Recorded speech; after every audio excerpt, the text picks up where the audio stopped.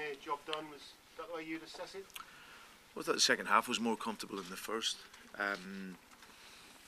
We had some good spells. We scored a good goal on the counter-attack. The first goal by Victor Moses, but Bournemouth are a very good side, and I give credit to them first of all.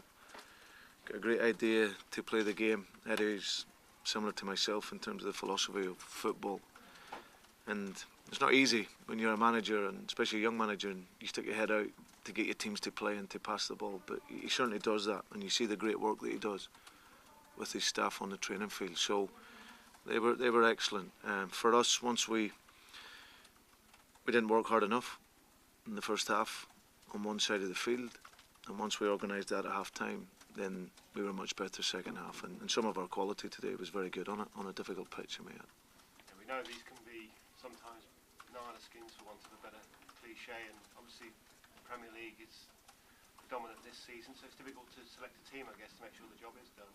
Yeah, I think, and especially with us where we're at, we're a very thin squad, and then along with that we've got a number of injuries. So but the tradition in the FA Cup for Liverpool is huge, and we want to pay respect to the competition, because we want to get to the final and win it if we can. So the players are fit enough. There's enough recovery time between now and the weekend, and as I said, that's why we came with a strong side. So the players will recover well.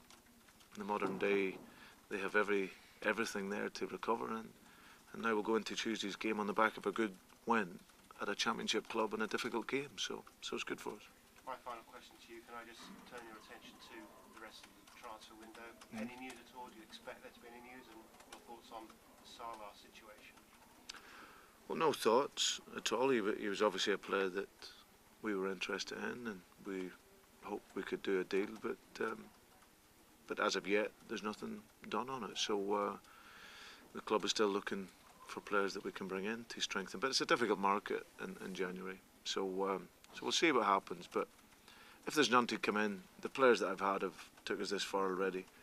We've been outstanding this season for most part of it. So we'll enter into the last games with confidence if we go with the same players that we have. Have you finally given up on Salah? The window's not closed yet, so we haven't given up, no. Any others? Sunday guys?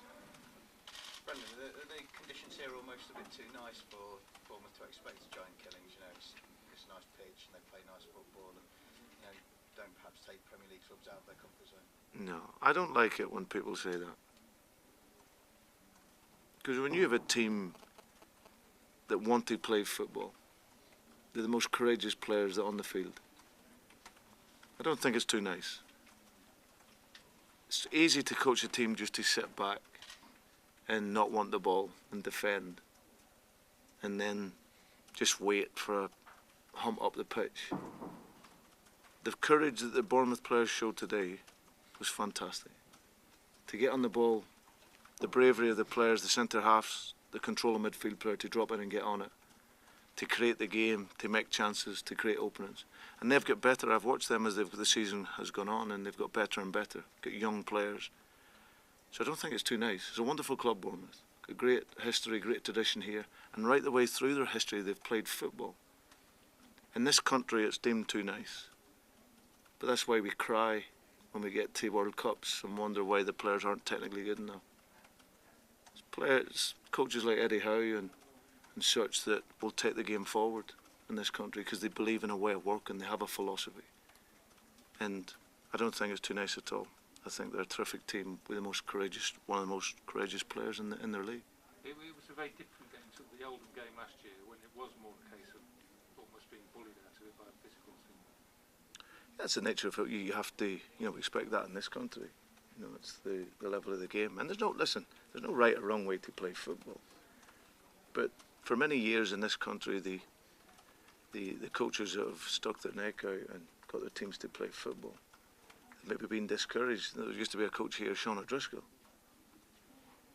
Top coach, top manager, may never get the chance to work at a Premier League level, but one of the best coaches about, but has never had the chance to work with players and improve players. So, but that isn't the Oldham game. That's what we know we have to stand up to that type of football. But I watch a lot of League One games also, and I've seen the level of football improve. So, but as I said, it's a terrific club here. So I don't think we can knock it for playing good football.